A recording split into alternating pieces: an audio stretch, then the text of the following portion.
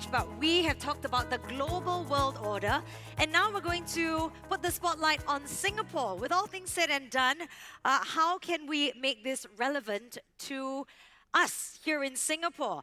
How can we take all that knowledge and as an industry, as a MICE industry, work together and elevate our country's global appeal?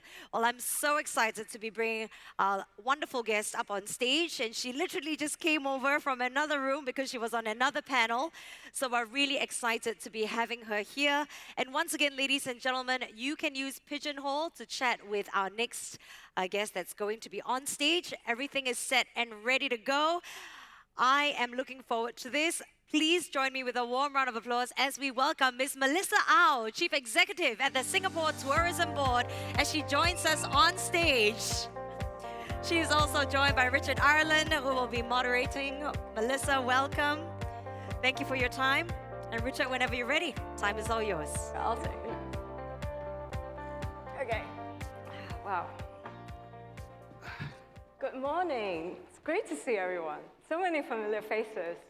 Yeah, that's going to be a tough act to follow, Richard. What? You know. Very heavy stuff. That was like a full-on Shangri-La dialogue that's just come before us. So, yeah.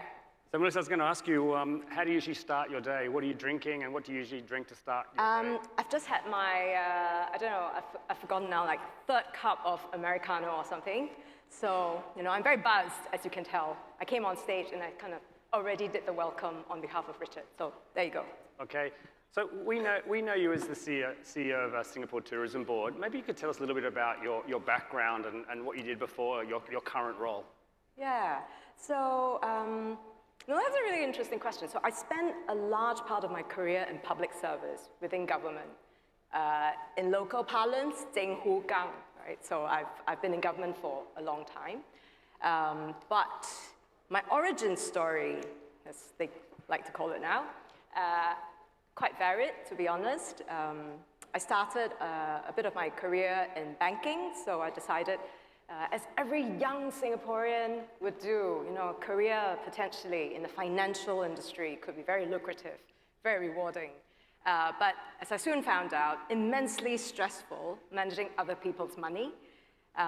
So that was my short stint at the HSBC.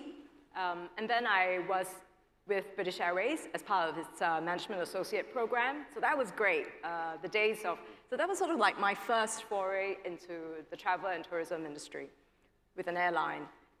But this is British Airways way back in the 90s.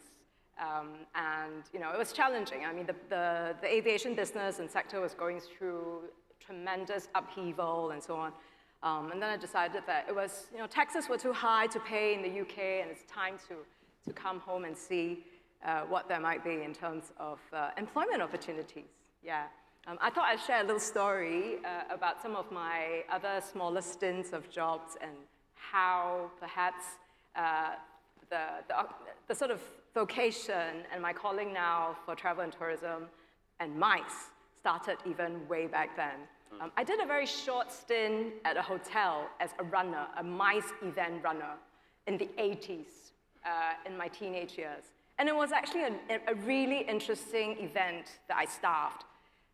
It was an ASEAN meeting, and it was a very seminal ASEAN meeting because this was, I think, 1988. And the US Secretary of State then, George Shultz, who has since passed away, he had a meeting with the ASEAN economies. And there was a blow-up between, you won't believe it, the US and Singapore. Because Singapore had, the Minister of Trade then was a gentleman by the name of Yeo Cheow Tong, and he rebutted the US for certain policies related to, tariffs. And there was a very unusual kind of coming together of opinions, which you don't normally see, to be honest, even to this day, where Yeo Cheow Tong had made comments around the fact that the US decision related to certain parts of its policy were not, you know, it's not the right thing, and it almost, if you will, hinting that was in bad faith. And George Shultz, quite uncharacteristic of him, to be honest, did a full-on rebuttal at the meeting itself. I was a runner. I had no idea that all this earth-shattering, geopolitics was going on. But looking back now, 1988, 2025, here we are. The MICE industry is much changed. Thankfully, much more vibrant and diverse. But guess what? Geopolitics uncertainties prevail, however many years later. But again, the MICE industry has just gone from strength to strength. So in spite of everything that goes on, wars, conflicts, trade tariffs, I think what that speaks to me is that the MICE industry, the travel industry, is resilient. Yeah, and it's bounced back and grown even stronger. We'll come to resilience in a bit of a short while. You did a stint at EDB. Maybe you could tell us a little bit about what were some of the learning points that you did at EDB that you're bringing into your current role? Sure. Some people ask me, what's the difference between what you've done at the Economic Development Board and now at the Tourism Board? The truth is, I was hustling. The short of it, I was hustling. I was just hustling very different stuff. I was hustling people trying to bring in, say, specialty chemical manufacturing investments in Singapore. Not all that different right now. I'm hustling, but for specialty chemical business events to be brought into Singapore. So, I mean, there's a lot of parallels and learning. But the fundamental of it is that the public-private partnerships, which is a foundation and a cornerstone of how the Singapore government operates, that remains something which is important and one of the key operating principles that the Singapore Tourism Board and all of our MICE partners subscribe to. And I would like to think that that's also partly why we've come so far and made a lot of achievements together. So you've done your current role for almost 2 years now. Yeah. Why don't you share about some of the greatest achievements or some of the things you feel most proud about that the board has done? 2 years is a very, very short period of time. It's two business cycles maybe, or even less, to be honest. I wouldn't lay claim to any achievements that we're tremendously proud of in that period of time. But suffice to say, many of the things and the announcements, the events, the wins, all of the good stuff that you see now being announced, a lot of that has been years in the making, right? Nobody rocks up and say, yeah, we've got this done. My colleagues who are in the convention, international meeting space will know that it takes generations sometimes to secure some of our association meetings. Just as now we secured, World Insurance, AIDA, 2031. We're in 2025, but that just goes to show that a lot of the success is built over time with commitment, with conviction, and consistency. So I think that's probably the first thing that I thought I would say. But if you look at some of the highlights over the last probably 24 months, thereabout, a few key things stand out for me. One, I think, is firstly sort of going back to 2023, where it was still enormously uncertain. And then, of course, lo and behold, travel and tourism sort of rebounded exuberantly, much to our positive surprise. The only thing, though, I think, is that business events, likewise, has continued to build very progressively. And even as we see the profile of travel changing, our business revenue numbers have been good. So with that, we're very pleased that we broke a new record in terms of tourism receipts last year. We clocked close to about $30 billion in tourism revenue. And for a small country destination economy like us, I think that's tremendous achievement, and one that not just myself, I think all of us should be very proud of in terms of how we've contributed to that outcome. The other is probably closer to recent months. You know that we've launched a longer-term blueprint and vision towards 2040. Some of you actually have come up to ask me and say, whoa, that's very bold. 2040, I can't even tell what my next quarterly numbers are going to be, much less in another, 16, 15 years. And I said, well, hear me out. If you can remember what you were doing and where you were in 2010, maybe just a sense. Do you remember what you're doing, 2010? That's about that same period of time. that if you cast forward, and the truth is, it's not a long period of time. As it is, this government has a reputation and a track record of building for the future. So a lot of the decisions that are already made in Singapore towards, for example, the expansion of Changi Airport. We're building our Terminal 5. Just a couple of weeks ago, right here, this property, we were announcing the groundbreaking for IR2 of Marina Bay Sands. Yesterday, I was at Resorts World for the opening of the Oceanarium. I hope some of you were there last evening at the Oceanarium as part of Resorts World's 2.0. You know, we're planning and building for the future. So if we are not even clear as to what exactly we're aiming for in 2040 as an economy and as a MICE industry and destination, then I think we'll be worse for it. So I think it's also trying to bring together all these different aspects of infrastructure planning, capacity, destination, management, to think about what's that size of prize for us come 2040. Yeah. So at the recent tourism industry conference, many of us in this room who were there were delighted to hear that you referenced 3x growth by 2040 from MICE. And you know, I think you have a lot of support here in this. We'll come to that a little bit later. Okay. But you know, what's the growth plan, and how do you grow out a MICE ecosystem in relation to infrastructure, capability, product, to be able to meet that aspiration of 3x by 2040? Yeah. Thanks, Richard. That's a very thoughtful question.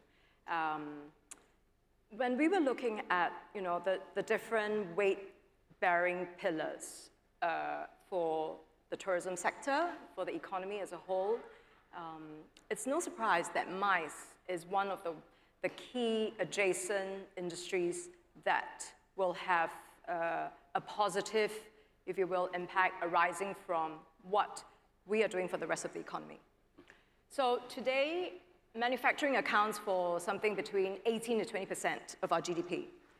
Services, which is both professional services, financial services, that's another probably combined, I would say, what, 20 to 23% of GDP. When you have the entire or a majority of the economy actually growing with, as you've already heard, you know, major plans to see how we want to boost our manufacturing sector, our services sector, revitalizing our Singapore Exchange.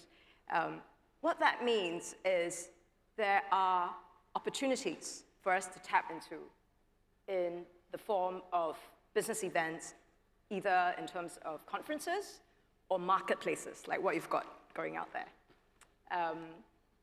That's sort of how we started thinking about it. But more critically, from a tourism impact point of view, most of you already know this, MICE travelers are much higher spenders.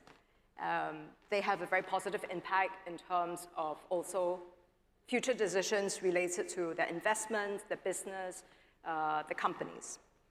They bring together and allow for, you know, an exchange through the global talent that comes in for our MICE shows. So I think the overall assessment of the MICE sector is it's immensely important and a critical part of the larger economy that we're trying to build. The aim for 2040 is to grow MICE contribution in terms of tourism revenue. So not all the other direct benefits related to, say, a trade or sales or contracts or investments that have been or will be booked as a result of the events being in Singapore. Just the very narrow slice related to tourism revenue. We hope to grow it to close to maybe about $4.5 to $5 billion. I think there's a lot of opportunity for us to really pause and think about what might be the pathways towards that vision. One of which you would have heard is on the infrastructure front. We are currently exploring a new downtown MICE hub, and I know we'll talk a bit about that later, so I won't go into that right now. The other is really enabling and working with our industry partners to be more thoughtful about what are the types of events that we want to bring into Singapore. we have a playbook called quality tourism. That's not just for everything to do with leisure. That applies similarly to MICE. So when we say quality tourism for MICE, what that looks like is, we're quite thoughtful about the types of shows, events that we bring in, because we are not a huge ecosystem. This is not a situation of a MICE industry having the more the merrier, because there is a finite set of resources that we offer and which we can provide. We want Singapore to be a location where MICE shows don't just come in, but they grow and are successful. We want conferences that brings in the academics, the scientists, to be one where indeed there's real impact and value, whether it's about, so we sometimes have this joke to say, are you in the business of curing cancer? And we say, well, yes, there is some part of it, and a very small part of it. But the truth is, some of these conferences that we bring in for the medical sciences, for example, it is about really, addressing some of the most wicked problems in the world. And I think for us, it's about being very thoughtful as to what are the types of events that really plays to our strength, and how can we then be a good destination partner for these events. So that's one. The other is capability, right? So a lot of it has been done in just that vertical related to, say, sustainability. Because of the good work that the likes of SACEOS and your members have done, we've been able to not just be aligned in terms of the outcomes we want for sustainability, but more importantly, take very active steps to shape standards. So the first Singapore MICE sustainability certification, which I'm so pleased that GSTC has recognized, the very first in the world. That's setting standards for us. And being able to bring everyone along as an industry and a community, I think that's tremendous achievement. Yeah. So bringing events with purpose, events that have great impact, events that are repeatable, and events that can grow. But the industry here today, or everyone in this room, this is the MICE ecosystem, from organisers to venues, to suppliers, to tech providers. What can our industry do more to meet this goal? And how can we support this vision? Yeah, I would say hustle, hustle, hustle. Hustle. But that's what you already do, and that's what I know keeps you awake. A couple of things I thought would be instructive to think about. The way we're thinking about growth isn't just a sort of immediate step up. I think that many economies and many businesses think it's a sort of, a sort of breakaway kind of growth. But what the Singapore model, of business growth and sustainable business growth looks like is one where you're making incremental improvements every day.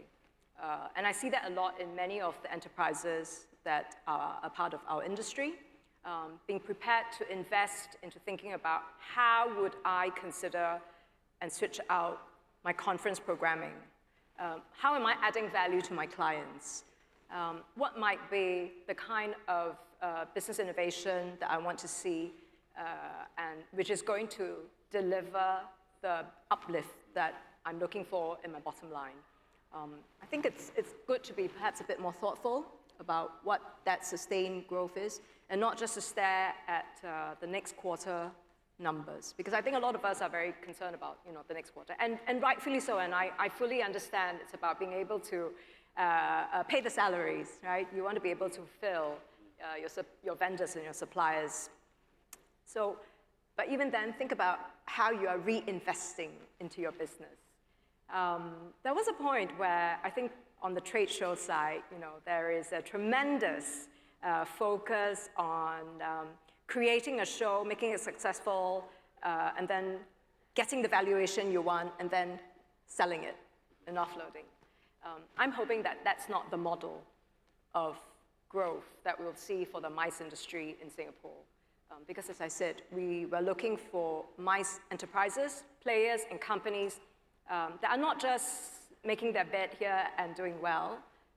We're hoping that it's going to be generational success that will come about as a result of your company setting up shop, starting, growing, And then maybe expanding into international markets. Because we recognize that a successful business isn't one that is going to be captive in one single market.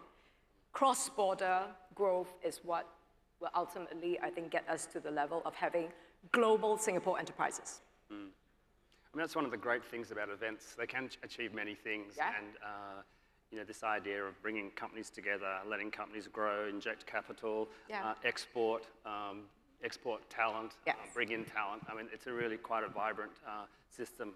But we'll come back to that.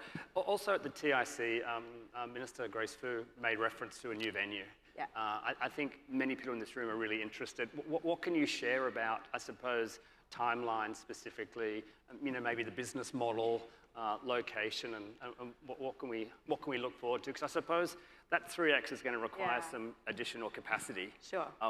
What can you share with us this morning? So Richard, I think it's early days yet. The reason we've gone out as part of Minister Grace's address earlier this year was precisely because we recognize that it's going to take time. It will take time for us to firstly conceive of what exactly it is that we're trying to build. What is the need that it will fulfill in the future? What is the future model of business events going to look like?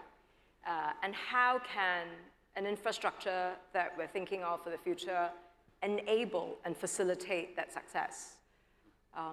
So the announcement is really, if you will, a call to our stakeholders and partners to come together with us to share what you think the future of business events will need in order to be successful. The other is also looking at within the Singapore urban master plan, what the land users and complementary land users will be like. And then the third is really for us to also consider, as you say, the investment model. We don't have all the pieces in place yet, but there are very good conversations, and I would like to thank our partners and stakeholders who have shared some of the feedback with us about what works, what doesn't, what they would like to see. Much as many of that will be valid, I think fundamentally it will be a venue that we want to not just enable the success of MICE, it will also be a venue that we want to enable the success of Singapore as a whole. So therefore, we'll consider, for example, what are the catalytic attributes that a particular site might have if it were to host a MICE venue. What will be the adjacent sectors that will benefit as a result of having MICE activities in concentration in a hub? One of the ethos for Singapore's MICE industry and why I think we've been doing well is the fact that it's never about the venue. It's never about building just a venue with all the bells and whistles and thinking that people will come. I don't think, well, unfortunately for Singapore, I don't think that's the way the game is played. It will always be about how we are able to bring to bear all the strengths of the economic industries, what the government is investing and calling out for private investors to come alongside to build, whether it's in digital AI, whether it's in renewable energy, whether it's in chemicals or financial services sector, fintech, all of that stuff. I think all of those have to come together. So when you think about a MICE venue, it's an infrastructure, but it's also much more. The burden of, if you will, that particular piece of investment goes beyond just the dollars and cents of the actual infrastructure. Yeah. But in an ideal world, I mean, what would be the timeline you think would come on stream? I suppose, we want to look long term as an industry. We don't want to look quarter by quarter. We want to grow our events. Sure. What timeline would be ideal? I think we're looking at something probably in the first half of the 2030s. That for us will be probably a reasonable time frame to consider. And with that, that also ties in with, I've mentioned earlier, the opening of and the completion of Terminal 5 around the mid-2030s. So that's going to come on stream, and then you've got, so it's important that I think the Air Hub is able to support the ambition. And not to mention then everything else related to several of the key attractions We've got the two IRs, with their expansion opening progressively towards 2030 into the early 2030s. The other is that we've got new attractions coming in. So I think that whole waterfront of what we call the Greater Southern Waterfront, everywhere from, all the way west from Sentosa, right down to the Marina Center, and even into Gardens East. I think it's immensely exciting. So it's a country and it's a destination transformation, but also at the same time trying to then map that with the volume of MICE activities that we'll want to see. Yeah. So one of the things I think many of us were impressed about in the recent TIC was the focus on receipts rather than numbers. I mean, that whole focus around quality tourism. Yeah. So for the MICE industry, what are the implications of focusing on quality rather than volume? I've spoken about some of the fact that, it's not just about bringing in the largest, the biggest, the highest volume, the most number of meetings, much as that would be great, but precisely because of the constraints that we face as a country, as a destination, I think the ability to utilize and make every resource productive and achieve that higher yield will always be something which is top of mind, and certainly a preoccupation for us at the Tourism Board. MICE in itself already is a much better yielding business segment. So any MICE activity, I think, already trumps a lot of the other leisure activities. We have a different set of strategies related to targeting and growing the yield and return from leisure tourism. But for business tourism and MICE, a couple of things to think about. The purpose of a business event is no longer so what we would call utilitarian. It's not just a functional, come, make a pitch, find a customer, sign a contract, and you're done for that trade show. I don't think it's quite that. I mean, if you break it down, it's a fairly complex set of activities associated with MICE. So firstly, I would like to think that MICE contribution towards everything related to IP, related to services that you contract and you sell to, the people who make this all come together, for example, that itself has already a certain multiplier for the economy. So that's a yay in the first place. So that direct contribution, as we call it, for MICE is already quite significant. Then, when you look at the spend that comes from delegates, from exhibitors, from buyers coming through, that's a different additional benefit, and that accrues directly to tourism. I would like to appeal to all of the conference organizers, my stakeholders and industry partners, to think about how you will refresh perhaps the experience for your conference delegates. I was very pleased that some of you made it down to the Oceanarium yesterday. That's a new venue, and again, it's part of how we're trying to refresh the experience portfolio for all of our MICE visitors. Thinking in terms of what would be unusual venues that you'll want to bring and make as a host for your events, for your socials. I think that helps in terms of, firstly, perhaps sharing the benefits and the gains from this lucrative segment called MICE, and hopefully also adding value to your event because you are deploying innovative venues, solutions, experiences, add-ons to what could be a very plain vanilla utilitarian event. So yeah, I think just switching out some of the segments of the itineraries, and then also applying a bit of technology. So I love how there are efforts made through WeMeet for simultaneous interpretation, translation, and a lot of different stuff, I think, going into what we'll call adding value towards a MICE event. So we talked a bit about economic impact, and I think it's well understood. You mentioned a little bit about the importance of being sustainable in our events. Yeah. Maybe you could talk a little bit more about why community and social impact is such an important part of our industry, and what do we need to do better in this? Yeah. Some of you would have noticed that in recent months, I would say, because of what's going on in the US, there's been a bit of a walk back on ESG types of commitments. There is now a movement that is anti-woke, anti-ESG. I'm not an expert on any of those topics, but what I do know is that climate change is not a myth. It's real. And with that, it's important for us to think about, and Singapore is committed towards the longer term sustainability net zero goal. That remains for us, regardless of whatever else is going on. And it's because it's the science that's telling us, right? You know, Singapore is very science, very data driven, so we're not climate deniers. We know that that's, you know, sea levels rising. That's going to create issues for us in some of our areas. We are taking measures to address that through, say, the way we think about reclamation and so on. That speaks to our continued pursuit of the environmental sustainability agenda related to that conservation and so on. The impact, I think the pillar of ESG, which perhaps has been a little bit less, probably not as high on everyone's radar, has been about community impact, as you say. What we'd like to see is how business events are also leaving a positive impact on local communities.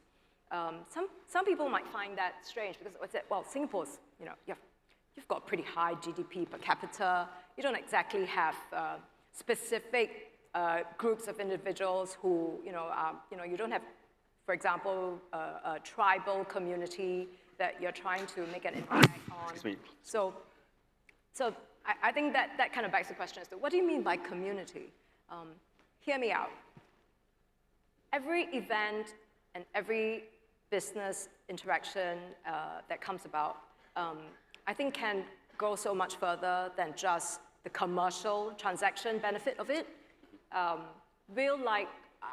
think what I like for all of us as part of the Singapore MICE industry to achieve is that the MICE industry isn't one that is just transactional. It's not just one where it's all about the business. It's also about one that inspires next generation. So when you think about how your event is able to provide a platform and opportunity for young talent, young persons to be perhaps inspired to come and want to be a part of your company, your industry in the future. That's one element of community impact. The other, which is what we're seeing, which is on the philanthropy side and more direct, is, I'll give an example. World Chefs Congress did a fundraiser, raised about close to $2 million for the National Kidney Foundation through a gala, which is adjunct to their Congress. Amazing. And I think these are just some of the efforts that we'd like to see when we talk about community and legacy. We're almost up, but actually, as the president, I'm going to give myself 5 more minutes. Sorry, timekeepers, if that's okay. President's privilege, I'll call it. President. There are different models emerging in MICE. You know, there's the MICE hub model where Singapore's done well, but there are other countries that are doing well in the hub. And then there's sort of the domestic model where we've understood. With this sort of development of MICE hubs, it also means there'll be new competitors, whether that's Saudi in the future, whether it's Dubai in the future, and there will be competition for as customers want to meet domestically. Yeah. How does Singapore going to play in that with new competitors that we didn't even have 5 years ago, and how do we sort of keep ahead with these emerging different MICE models? I see Kai in the audience. He's probably more of an expert than I am. Look, it's a fatty piece of meat, the MICE industry and business, right? So it's no surprise that everyone's going after it, and that's fair game. The difference is, I think, about how you stitch it together and make it very much an entrenched part of your economy. That's the trick. So even though I and my team have the privilege of working with many of you to grow the MICE industry under the ambit of tourism, make no mistake, this is an economic agenda. It's not just tourism. It's a very clear and evident economic agenda that we're pursuing. So we're trying to create a marketplace for our companies to reach their customers. We're trying to provide a platform to showcase our best emerging tech companies and talent. That's not something that you can do with just trying to build a venue and so on. So it's a very considered set of strategies, including, I'm very pleased to say, we've been able to start up a Be Inspired program to find the next future generation of MICE startups, and how, as Richard and I were just talking off stage earlier, how we're able to help them scale. It's not about, beating the grass and just sieving out the best MICE startup. It's always about the scale up. So I think being prepared to also provide the kind of support we want to our local companies to ensure that they have a fighting chance to take on and grow and become global players. That's what I think is important for us. The MICE hubs, everyone will have their own model. We are a very different economy. We're a city-state. We're a much smaller country. With a small country, there are potentially fewer complexities. So much as we're always very appreciative that people want to come and learn about what Singapore is doing, our model is unique and built for our context. So I don't know. I think everyone will have different approaches, but the way we are competing is considered set of strategies, being very clear-eyed about what the trade-offs are, and then execution, execution, execution. That for us is the key. I'd like to leave you all with also a smidgen of optimism about why I think we have why we should be confident.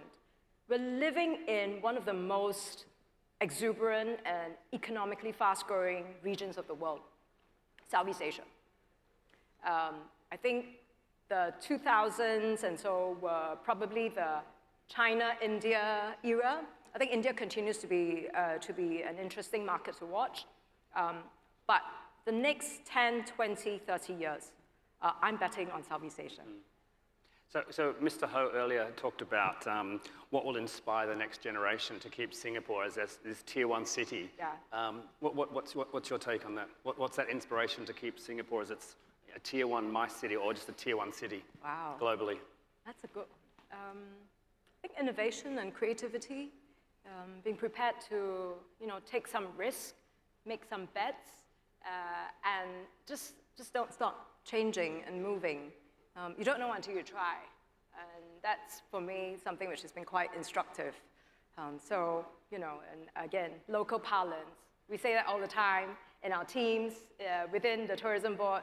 No try, no die, right? So you've got to be prepared to at least have take a bet, but it's not blind. It's not blind sort of gambling. I mean, it's about taking calculated risks, but also being prepared to try it out. If it didn't work, some of the stakeholders, our partners, and my teams can say, we've been there, we've done that in the 90s, in the 2000s, didn't quite work out. Guess what? It's a very different world.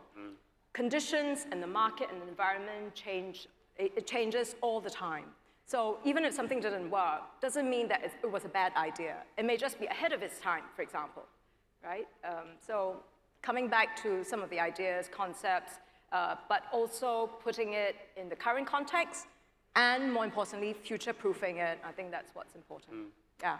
So we've heard a lot about being purposeful in product, think about repetitive of product, being sustainable, invest in community, invest in talent, not to be afraid of emerging models. There is one question that keeps popping up on Pigeon. I'm going to ask you. It's a tough one. You may well have addressed it really with this focus around quality and purpose, but some people in our industry would say that Singapore has become quite expensive. Yeah. How do we continue that to thrive when we are quite expensive? Yeah. We make no apologies. We are high price, but what I would like to say as well, and as our revenue numbers have proven, we deliver on quality and value. We're not a destination. We're not a partner where you pay a price that is on the invoice that says you will get A, B, C, D, but find out that the hidden cost of that is a lot more, and there's a long tail of cost that comes with actually delivering on your event. That's not who we are. Upfront cost is, as my colleagues in insurance says, as charged. It's what's as charged. But the value you get is exactly what we've committed and we've promised. So that's my rejoinder to the commentary about Singapore being expensive. The other is the fact that it's not the one-time cost you need to think about. It's also about the lifetime value that comes with having your event in a certain location. It's the return on or lifetime value that you need to consider. I suppose you can't put a price on trust and security also, and that's really helping Singapore at the moment. Yeah, that's not something that you can really price in, but there's a reason why many of our event partners entrust their events to Singapore. It happens. Yeah, there was a very long, there was a tagline from many campaigns back. We make things happen. And I think that continues to be true today. That's my little homage to Aloysius Alando. I think that was his tagline. Thanks, Aloysius. Melissa, it's been a real pleasure today. Look, thank you for coming and joining us. Thank you for being so candid in your responses. And really, look, thank you for the support of the MICE industry. And we're really, I think I would talk on behalf of everybody here. We're here to support that 3x growth. And we think that it's really possible and look forward to partnering the board on that aspiration. Great. Thank you so much. Thank you for having me. It's been a Thank pleasure. Thank you, Richard. Thank you, Melissa. If I could invite both of you to take a few steps forward for a photo, please. It's encouraging to hear from Melissa, and of course that Singapore is here poised in a thriving region here in Southeast Asia. If she's putting her bets on Southeast Asia, I'll be putting mine on the same region too. Giving us an optimistic look for the MICE industry as well. A fatty piece of meat, as she says.